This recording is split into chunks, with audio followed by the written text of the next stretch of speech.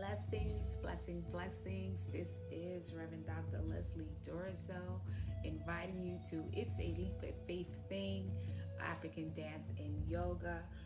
Before we get started, I just want to share again that many of you know I'm an ordained elder of United Methodist Church, but that's not the only thing that I do.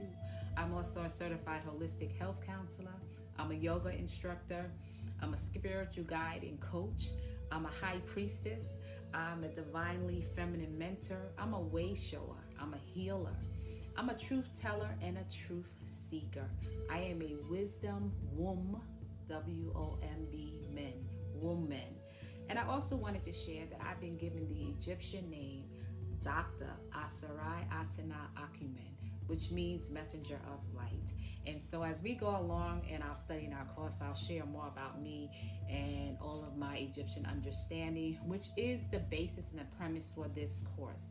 And so this course is a series of teaching and educating about yoga and its history, understanding that yoga was birthed out of our ancient Egyptian, it was birthed from our ancient Egyptian ancestors, and it is about their perspective, their philosophy, their understanding of who God is in their lives. And so I will be teaching asana, the positioning and the poses of yoga. You will know the names of those positions and poses. You will know how they benefit your body. You will learn the importance of the breaths, pranayama, and the importance of connecting yoga, the movement, the poses, and the positioning with African dance. And so again, this is a 6-week series. It starts October 25th and it ends on November 29th. The total price for the course is $50. That includes a $15 registration fee, and it also includes giving you accessibility to the videos whenever you like. There will be a new video posted every Sunday, and again, it will be accessible for you at any time after that initial day. And so, as we get started, I just want to do a short teaching on the history of yoga. And again, I'm starting out, which I know may come as a shock or new information for many people, that yoga started in Egypt. And Egypt is also called Kemet, right? And so this is about the Kemetic origin of yoga, teaching yoga from an Egyptian, again, Kemet perspective, as well as an Indian one. And so yoga was first practiced and discovered by the ancient Egyptians. Yoga is actually a discipline that is part of the overall system of spirituality of ancient Egypt called Sheta Neter, N-E-T-E-R, Sheta Neter. And Sheta Neter is the basis of Kemetic yoga, and it is the major world religions around the world that have also ascribed to or have their basis or their basic understanding in Sheta Neter. And so yoga means to yoke or to link back. I often share the Adinkra symbol, Sankofa, because that word also means, yes, to go back, to look back, in order to come forward. So yoga means to link back individual consciousness to its original source, the original essence, the realization of one's true nature, one with God. And the goal of yoga is enlightenment, complete harmony of mind, body, soul, and spirit, discovery of one's true identity and union with the divine. And so in in Egyptian understanding, which the Greeks borrowed many of it, there's a word sema, S-E-M-A, which means union of the higher and lower self, the duality which leads to the knowledge of the one. In Sanskrit, Indian Sanskrit, that same understanding for this union of higher and lower self is called yoga, which most people are familiar with. In ancient Egyptian teachings, Smai Tawi, Smaitawai, or Smaita, means union of two lands, north and south, lower and upper lands in Egypt. Union of the lower self with the higher self. The upper self is considered your divine self or divinity, and the lower self is considered or relates to negativity, worldliness, egoism, and ignorance. So the upper self, your divine self, is considered Heru or Horus, and the lower Egypt or lower self relates to Set. So as we continue with our study of Egyptian Kemet yoga and African dance, we will learn the story of Osiris or Horus and Aset and Set to help us to understand some of the traditional and foundational understandings of how people related to God and understood God in their lives. Again, helping us to understand the importance of asana, yoga poses and movements, and how it relates to us identifying and relating with God and with one another. So during this 6-week course, each week we will engage in breath work, pranayama. Each week we will be introduced to a new pose or posture, asana. We will be taught how to do them. We would also be taught the benefits of them. Each week we will connect our practice to, again, ancient Egyptian understanding, spirituality, and philosophy.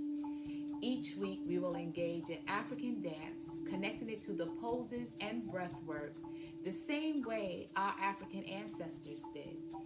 Movement was greatly important to our ancestors, and they understood that movement was a way to promote union with God and for the gods and the goddesses. And we're going to talk more about this understanding of when we say gods and goddesses. I know often in different religious traditions, we don't like to use those words in those language, but we're going to learn about that, and we're going to learn why it's okay to say that and why it's not a bad thing. So when we think about movement, we have to remember, or we are reminded when we're doing yoga and African dance, that movement was a part of the ritual aspect of the spiritual myth, which when practiced served to harmonize the energies and promote the physical health of the body and direct the mind in a meditative capacity to discover and cultivate divine consciousness.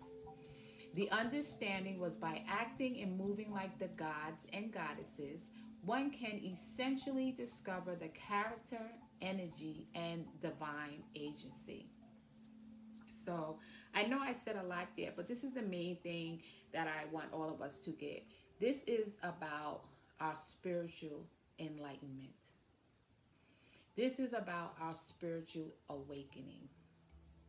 I believe, or I feel often, we limit ourselves to becoming more divine-like, to becoming more God-like, to becoming the gods and goddesses that God would have us to be, because we allow for traditional understanding and rituals to hinder our growth and understanding of who God is and how God chooses to engage in relationship with all of creation. And so my hope and my prayer as we continue to go forth each week, that you will begin to develop and grow spiritually. You will begin to identify ways in perhaps you were hindering your spiritual growth and development due to some ritualistic and traditional understandings. And so this for me is about your liberation. This is about your freedom. This is about you being able to think concretely, to think and to open up your minds and your hearts to receive God all over again and what God is saying to you. And so I invite all of us to come together, even right now, if you just take a breath through your nose and open the mouth and let out. Let us experience God the way God would allow us to experience God. Let us be bold enough to go forth and claim our rich ancestry, our rich history that is going to help to define who we are in God, which will be such an awakening for all of us. We limit ourselves so much. We hinder our experience with God based upon a lot of false narratives or false teachings or false understandings. Especially as Black and brown folks, we have allowed for others to erase our history and the importance of who we are. And so we're going to be rediscovering those things on this journey. So I am so happy that you have joined us. Get ready for session number 1. God bless you.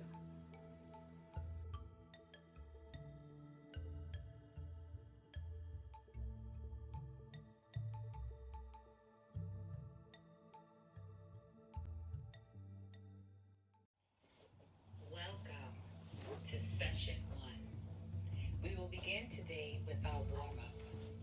I invite you at this time to take a comfortable seated position, also known as an easy seat, Sukhasana, or lotus position.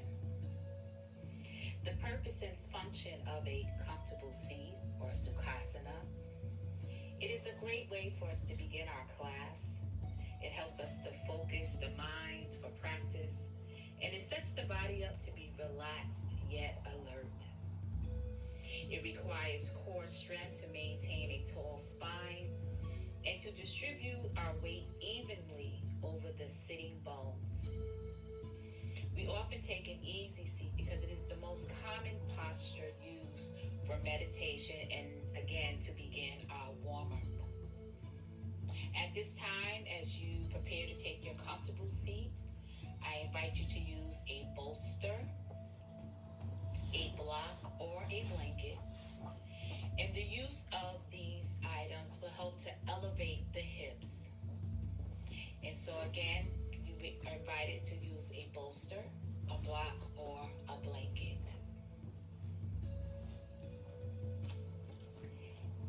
I invite you, as we take our comfortable seat, to cross your legs, ground down throughout the sits bone, lengthen through the crown of the head by lifting the chest and broaden the collarbone, and keep the front ribs knitting in. Relax your shoulder blades down the back and lengthen through the back of your neck. And as you position yourself in your comfortable seat, we are going to begin with some mindfulness of our breath. We are going to begin with our breaths, known as pranayama. And so we believe in the power of the breath as a tool to effect change in our lives. I invite you at this time, as we prepare our breath practice, to be mindful of your own breath. Observe and accept the breath as it is without trying to change it. Build a relationship with your breath. And so settle into your comfortable seated position. Close your eyes or have a gentle gaze a few feet in front of you. Draw your awareness to the natural flow of your breath. Observe each inhale and exhale moving in and out of your body. Give yourself permission to breathe at whatever pace feels natural to you in this present moment. Do not try to shift or change the natural flow of your breathing. Simply allow yourself to embrace each breath exactly as it is.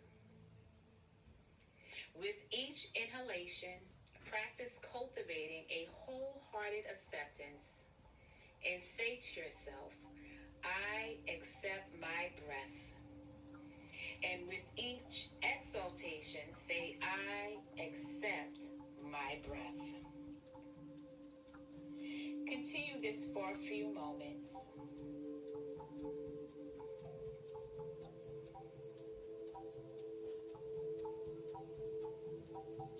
Inhaling, I accept my breath. Exhaling, I accept my breath. As you inhale through your nostrils, your belly should become rounded and filled with air. And as you prepare to exhale, you want to open the mouth, let all the air out, and your belly should go flat.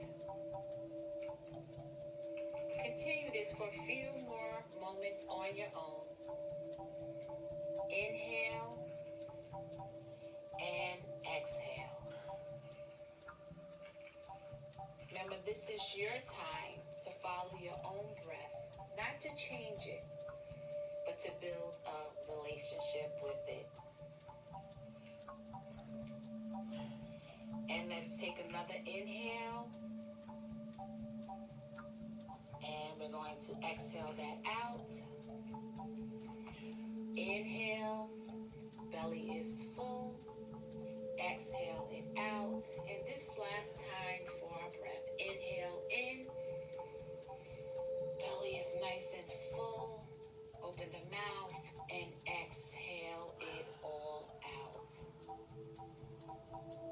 At this time, we're going to take some side bends as we continue with our warm-up. I invite you to place your left hand on the floor. Inhale. And as you inhale, bring your right arm up. And you're going to exhale as we bring the arm over the head. And we're going to inhale up, bringing the arm straight up, and exhale by bringing the arm down. We're going to place our right hand on the floor and take the same exercise. You're going to inhale the left arm up, bring it over the head, and exhale out, giving you a stretch, shoulders down. And you're going to exhale some more, just bringing it all the way over. Inhale the arm straight up. Exhale it down. Let's try that again, placing the left hand again onto the floor. Inhaling the right hand, arm up. Exhale as you bring it over the head. And continue to take a breath in. And exhale it out. And on this inhale, you're going to bring the arm up. And slowly exhale it down. One last time on the other side. Right hand down. Inhale the left arm up. And exhale, bringing it over the head. And take another inhale. And exhale. And inhale the arm up. And exhale it down. At this time, I invite you to go to tabletop position. It is in tabletop position that we will practice cat and cow. To go into tabletop position, you need to go onto your knees. Please use a blanket or something else soft to help you with your knees if you need to. And you need to place your hands in front of you. We go into now tabletop positioning. Place your shoulders over your wrists. Begin to inhale. And hips over the knees. Tabletop allows us to go deeper in our movement, and it allows the body to be prepared for further activity. As we are in tabletop position, we will do cat and cow poses. And cat and cow poses work with our natural spinal shape. And during the exaltation, the stretches allows for our back and our torso and our necks to be stretched out. And so cat poses paired with cow pose helps to create a connection between movement and the breath. And so at this time, we're going to begin with our cat pose. So you're going to exhale, tilt the tailbone down, round the spine, which is to draw the navel to the spine, and drop your head. Just think of a cat when it's scared or when it's stretching, how it perches up. And so again, you're going to exhale, tilt the tailbone down, round the spine, and drop the head. And on the inhale, which is cow, you're going to drop the belly. You're going to lift up the tailbone, reach the heart forward and up, widen the collarbone, and pull the shoulder blade away from your ears, and lift the gaze up. Now we're going to exhale, tilt the tailbone down, round the spine, and drop the head. And on the inhale, drop the belly, lift the tailbone, reach the heart forward and up, widen the collarbone, and pull the shoulder blades away from the ears, and lift the gaze up. We're going to do that 2 more times. Again, exhale, cat, tilt the tailbone down, round the spine, drop your head, and cow pose. Inhale, drop the belly, lift the tailbone, reach the heart forward, widen the collarbone, and pull the shoulder blades away from the ears, and lift the gaze up.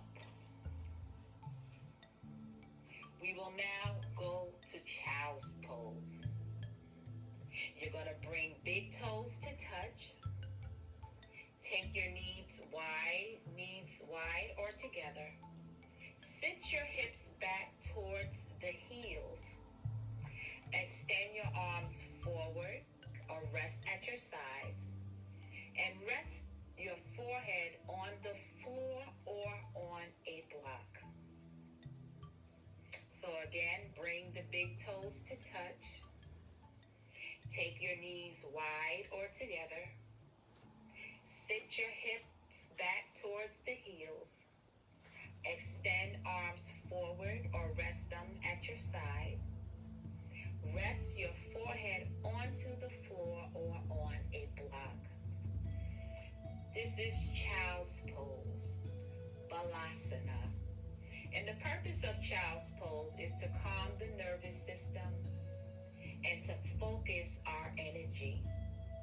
It also stretches the hips, thighs, and back, and enables us to draw our attention inward and to focus on our breath. So at this time, on your own, I invite you to take some breaths. Remembering when you inhale through the nostril, the belly becomes full. And as you exhale, open the mouth, let the air out, your belly flattens. So at your own time and your own rate, just begin to follow your breaths by inhaling and exhaling.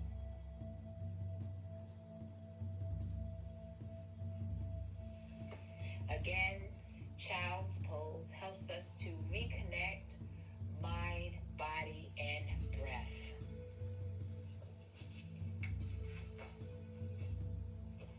And continue to inhale and exhale. Again, inhale and exhale. We will now go to downward facing dog.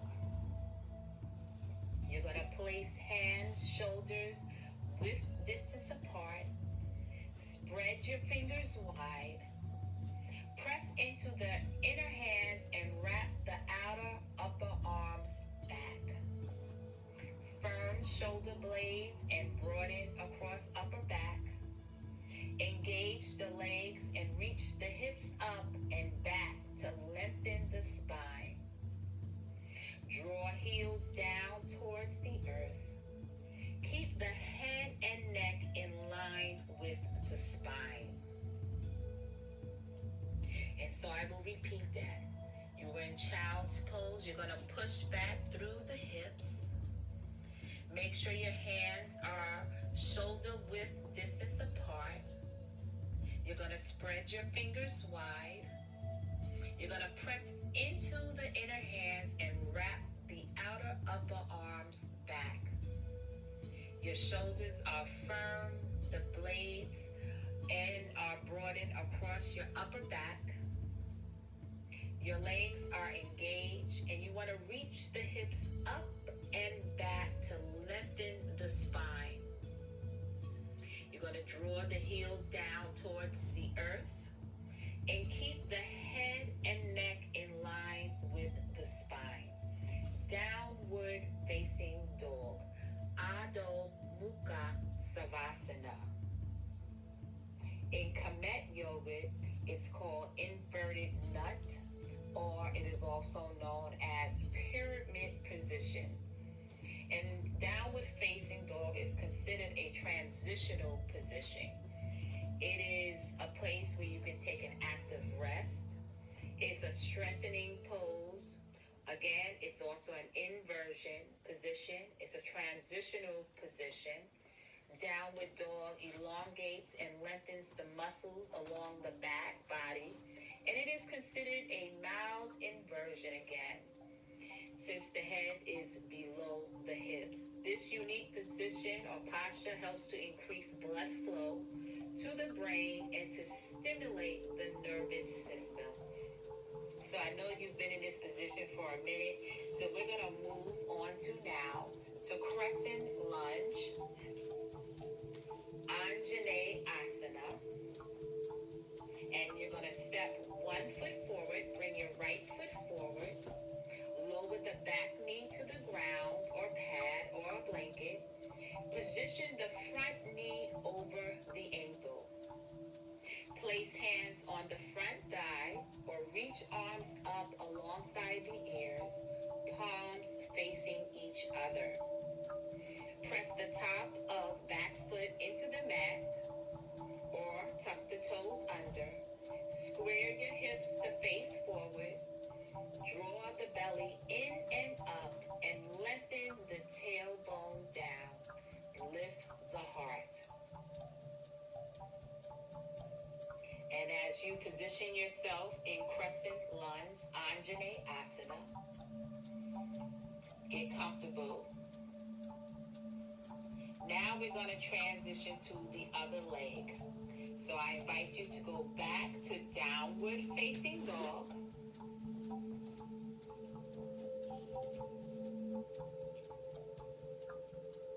And now we're going to bring the left leg up and bring it through in front of us. Bring the foot forward. And again, we're going to lower the back knee to the ground or pad or blanket. Position the front knee over the ankle. Place hands on the front thigh or reach arms up alongside the ears. Palms are facing each other. We're going to press the top of the back foot into the mat or tuck the toes. Square hips to face forward. Draw the belly in and up and lengthen the tailbone down and lift the heart.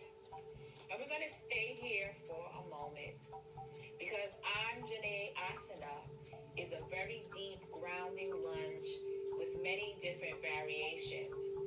It is helpful in opening the heart. It helps to stretch the hip flexors and the quads. Crescent lunge also functions as a back bend or a part of the sun salutations, which we will do shortly. You can add a twist to the crescent lunge, Anjaneyasana, during warm-up, which helps to prepare the body for future spinal rotations. So we're not going to do many spinal rotations on today. So we'll stay in crescent lunge. And from crescent lunge, I'm going to invite us to go to a forward fold. Forward fold. So you're going to bring your foot forward. You're going to bring your right foot to meet your left foot. And you're just going to hang over. You're just going to hang over at this time. You're going to lengthen the front body and hinge at the hips to fold forward. You're going to place hands on the floor or blocks. Engage your thighs. Shift hips over the ankles. Draw shoulder blades away from your ears. Drop the head, neck, and chest. Relax your face and jaw. This is forward fold position. Uttanasana. Uttanasana. Forward fold. Also known in Egyptian yoga, Kemetic yoga, nut or heaven. And you can stay in this position for a while because forward fold, Uttanasana, helps to create length and space in your spine. It stretches your hamstrings, your calves, and your hips. And on an emotional level, this inward nature promotes introspection. It is great to do forward fold in each class because it helps you to gauge your feelings, and it helps to develop a deeper connection with your breath. So as you are in forward fold position, remind yourself to take some breaths, to inhale and to exhale, to follow your breath, not to change it, but just to follow it. So again, I invite you to inhale and to exhale. And at this time, I'm going to ask that you slowly roll up one vertebra at a time. And we're going to now take mountain pose, Tadasana. Mountain pose. In Kemetic yoga, it's called Heru. And again, this is a transitional pose, mountain pose. And in mountain pose, you want to stand with your feet parallel.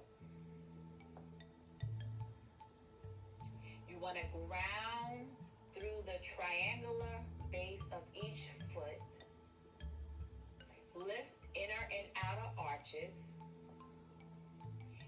Your heels are slightly apart or with feet hips distance. You want to firm the legs and lift the kneecaps up. Press the top of the thighs back. Align the hips over the ankles and find a neutral alignment in the pelvis. Draw the navel toward the spine and lengthen through all sides of the torso.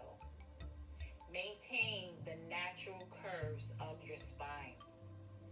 Lift the heart, widen the collarbones, and relax the shoulder blades down the back. Knit the lower ribs in. Release the arms down the sides. Spin the palms forward and reach the fingertips to the floor.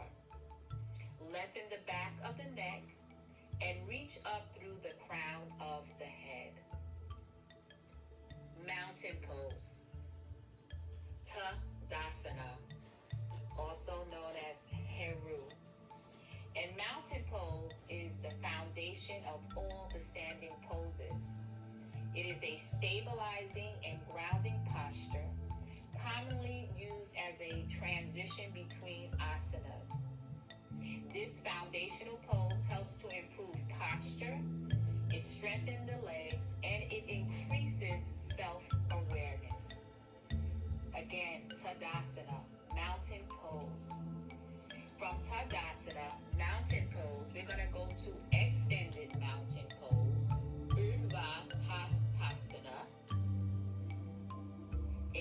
Kemetic Yoga, it's called Shu, S-H-U. And from mountain pose that you were just in, Tadasana, you inhale, reach the arms up to the sky, spin outer upper arms forward, bring hands to touch or keep arms shoulder width apart, knit the lower ribs in, and gaze forward or up at the hands.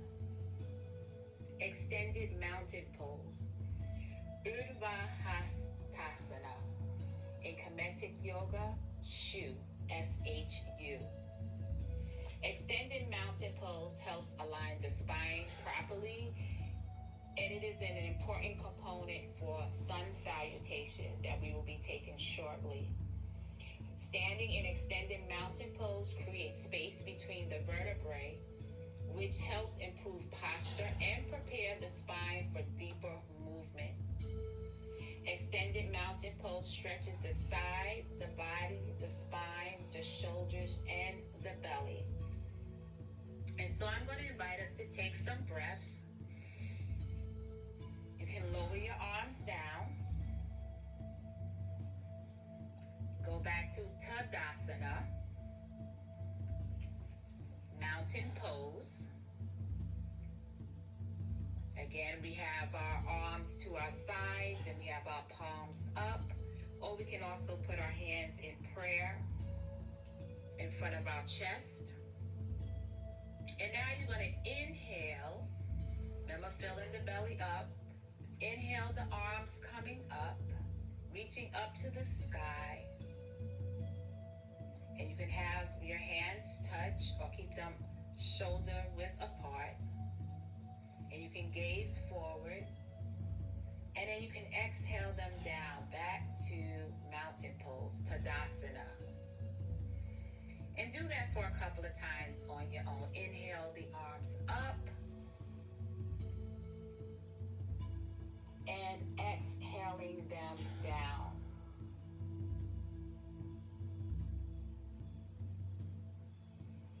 And just take that a few more times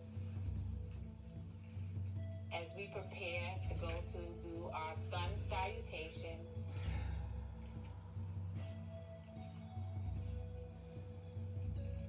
Inhale up and exhale down. One more time. Inhale up and exhale down. So before we take our sun salutations, I just want to share a little bit as you stay in Tadasana, stay in mountain pose position. And I just want to share that sun salutations are something you can do every day. It takes you around 5 minutes. If you're not able to engage all the other poses, I highly advise that you take sun salutations, because sun salutations is about consistency. It's about being sustained and perseverance. It's about you putting great effort into your practice, your daily devotion, or your yoga practice, your Kemetic practice. And they are called sun salutations because just like the sun rises and the sun sets each day, there's consistency, there's always a sustained effort, and there's always perseverance. And so again, I invite you, as you are in mountain pose, Tadasana, to be fully engaged at this time. And now I invite you from Tadasana to go to extended mountain pose, Urdhva Hastasana. Extend the arms up. And now we are going to go to forward fold, Uttanasana. And then we're going to inhale up to half lift. And we're going to exhale down to plank pose. And from plank pose, we're going to take a vinyasa. We're going to go to Chaturanga Dandasana, 4-limb staff pose. And we're going to inhale Savasana. And we're going to exhale it down. And we're going to inhale up to downward facing dog, Adho Mukha Savasana. And as we hear, we're going to just pedal the feet out. Taking some inhales and some exhales. We're going to inhale and we're going to exhale down by bending our knees, looking forward, and we're going to walk, step, or jump forward. Exhale down to halfway lift, Ardha Uttasana. And in halfway lift, we're going to exhale all the way down to forward fold, Uttanasana.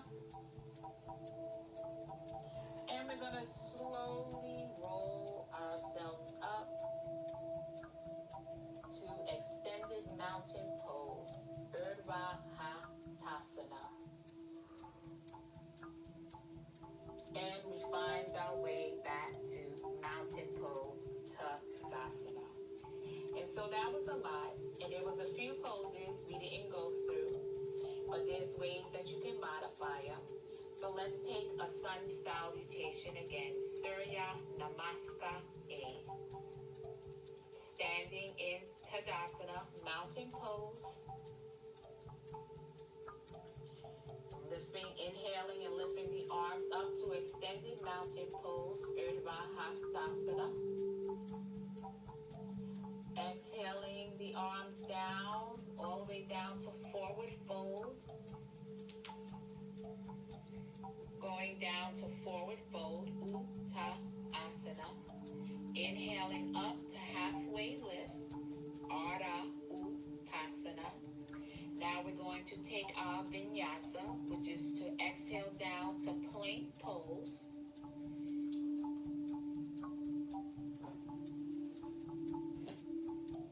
Your back is straight, your thighs are engaged, shoulders over the wrist.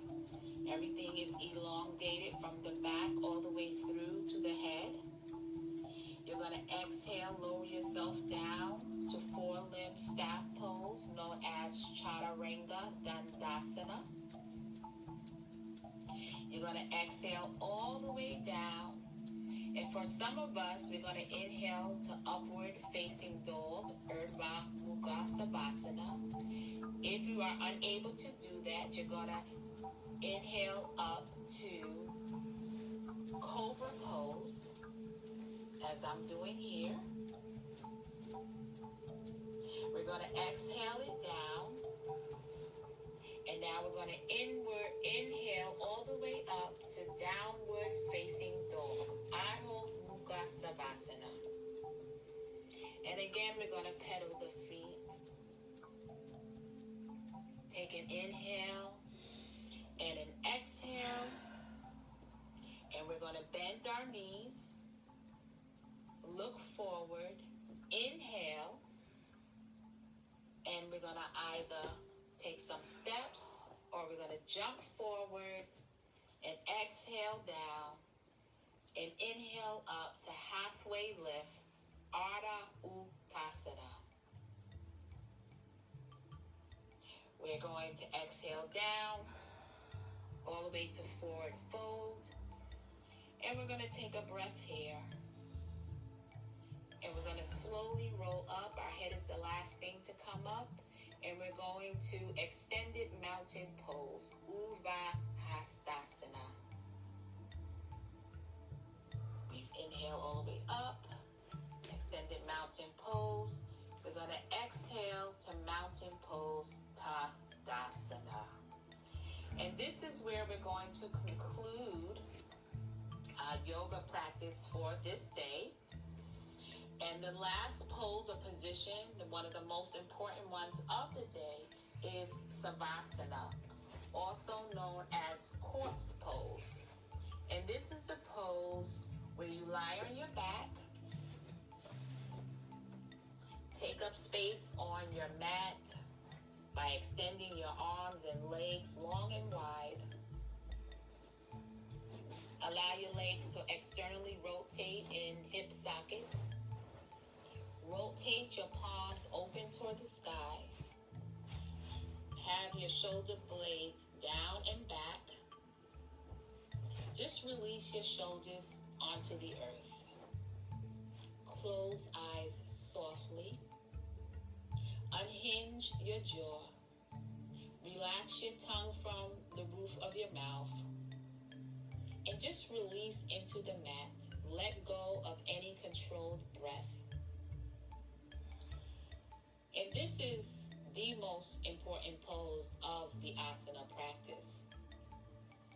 It is called the resting pose, and it provides the rare opportunity to deeply relax our bodies and minds and fully integrate the benefit of our entire practice on today. While we are in resting pose, we are practicing non-attachment. We disidentify with ourselves and the world around us. We want to be able to engage or take a deep state of rest. We want to allow ourselves to shut down the activity of the sympathetic nervous system and activate the rest and digestion responses of the parasympathetic nervous system. And so we're switching from physiological responses and necessities, and we're dedicating our time and attention. And so this is why it is very important after each practice that we be intentional to transition into this deep state of rest. Again, this is Savasana or corpse pose or resting position, and it impacts greatly. It is incredibly powerful. Impacts the physical, mental, and emotional effects on the body and mind. So even if you do your practice for 5 minutes, don't think you need to not engage this position or this pose, because again, it is one of the most, if not the most important pose of the whole practice. And so make sure you take time to engage in corpse pose, Savasana. And some people even start their practice in this pose. They take time to have a Savasana to get themselves prepared for their practice.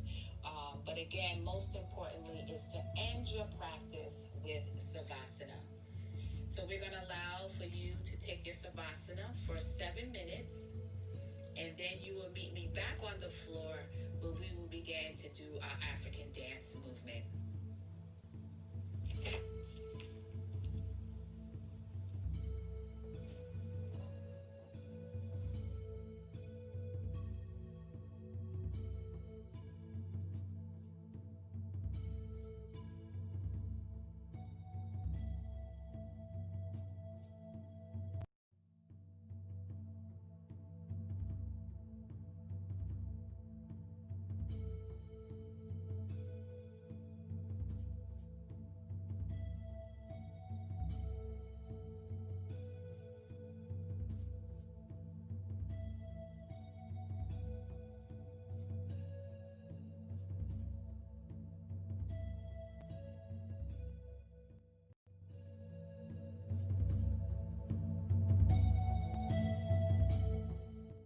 All right, guys, so I hope you enjoyed your Sukhasana, your time of rest.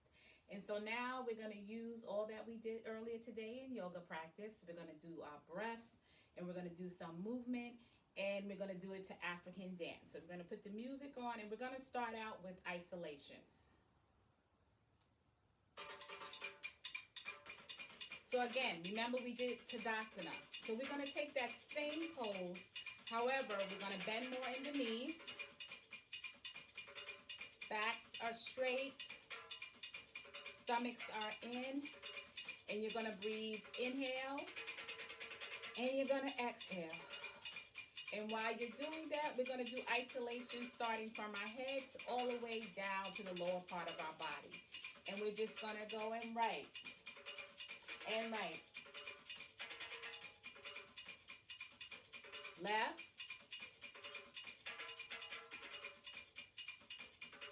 and right, left,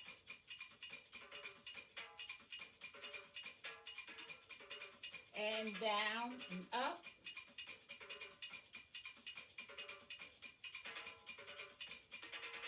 and back,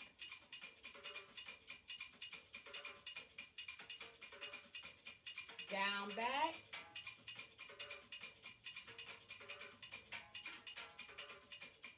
tilt, right,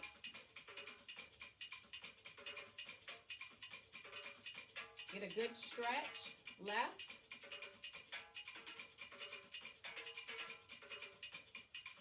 and now we're going to go down, right, back, left, down, left.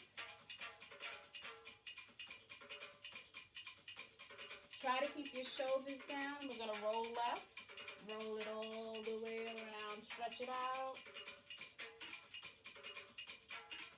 Let your chin follow along the line of your collarbone and all the way around. And reverse.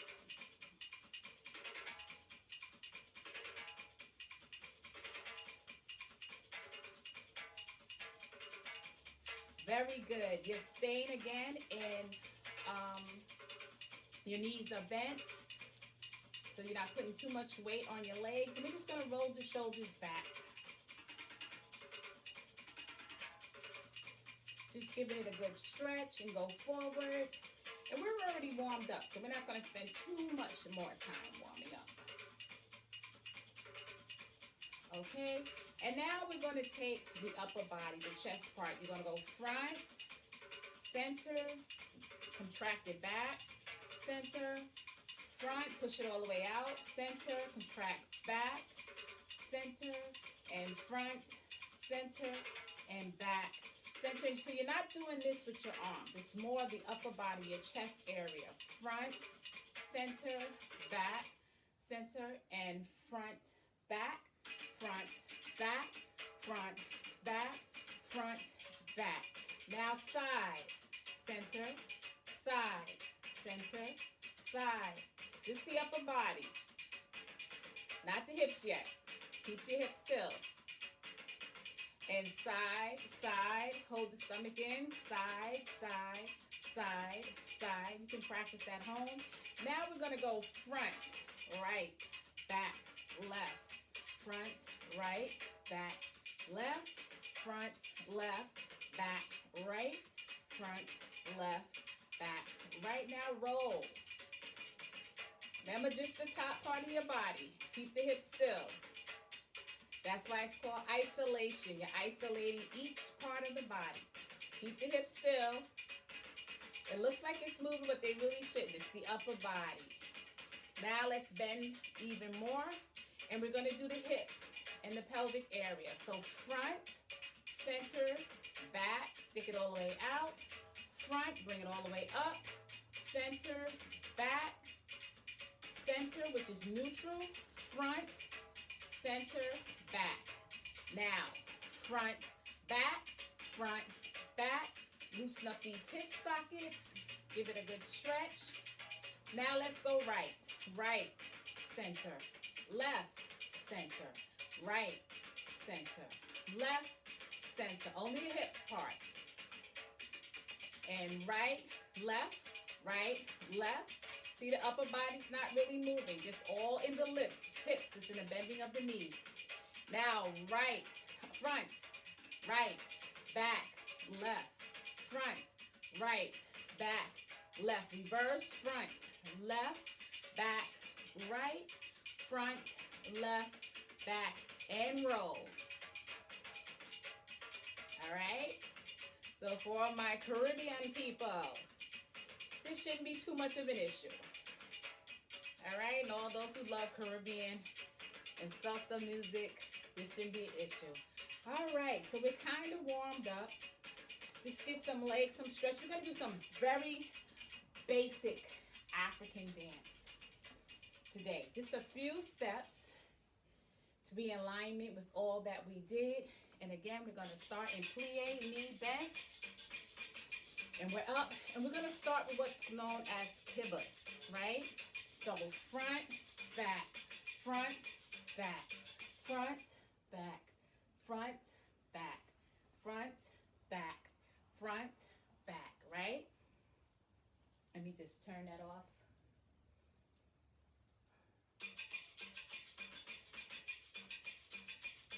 Right, so everything we just learned, we're using now, right? Okay, and we're gonna put some steps to it. And ready? Right step, left step, right step, left, put together, and right.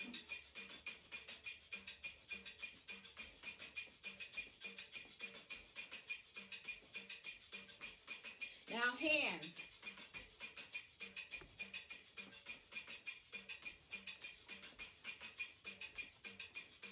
Back to the kibbutz.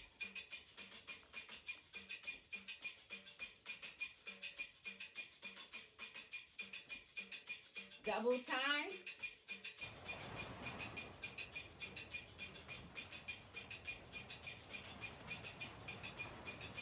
Now with the arms.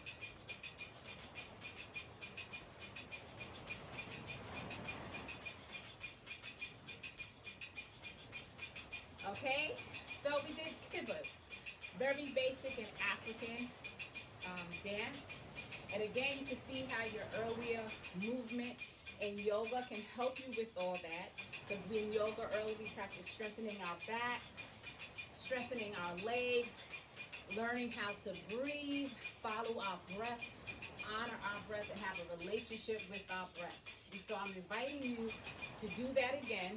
And today, remember, very basic steps, kibbutz.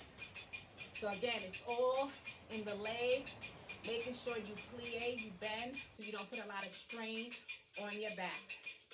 And so it's just out, back, front, back, front, back, front, back, front, back, front, back, front, back, front, back, front, back.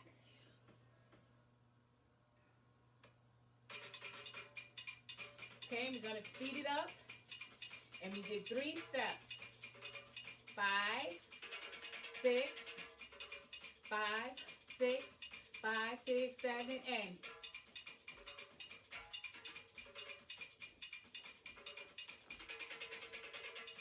come on, really feel it. Double time.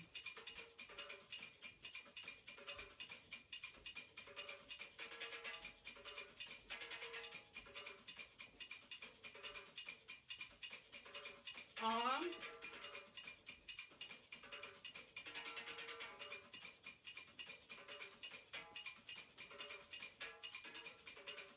Remember, bending the knees. Arms stretched out. Head moves with you. Double time.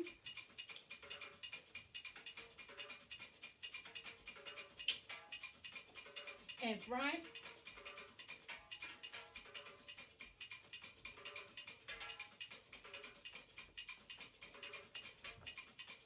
Double.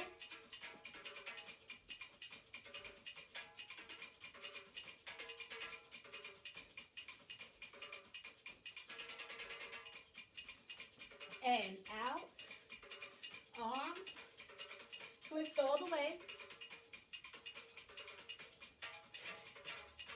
See that? Kibba. Kibba. Out. Out. Out. Out. All right. So before we fully end, we always need to take a cool down. So I invite you this time again, bending the knees. And you learned this earlier in yoga, to forward fold over. And just hang over.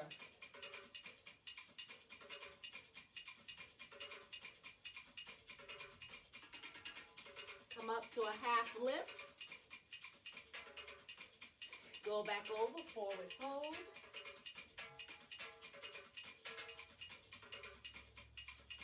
Half lift. And you're going to forward fold and sit all the way down to the ground if you're able. If for any reason you're not able to go all the way to the ground, it's okay. Just know that in the video, I have put some modifications for some of the movement that we did earlier. I also put some pictures of the movement so you can have a better look at it. But again, I thank you for joining us on our first session. Please make some comments. Please share. Please know I am not a videographer. I am not a photographer. So I'm trying to do this all on my own, getting some help with my editing of the videos. But I really just wanted to bring some health and wellness to all of us in the various levels we are at. I also want to connect it to our spirituality and to our faith, and even more so to God and how we understand God relating to God's people, and giving honor to our ancestors. And so I invite you again to join us next week. A new video will be posted every Sunday by 12 p.m. Again, we're asking for a nominal fee of $50 for the 6-week session. And as we continue to go forward, I want to learn from you. I want to grow with you. And I want to become better. And I hope you become better as well. God bless you. I hope you enjoyed our session. Bye.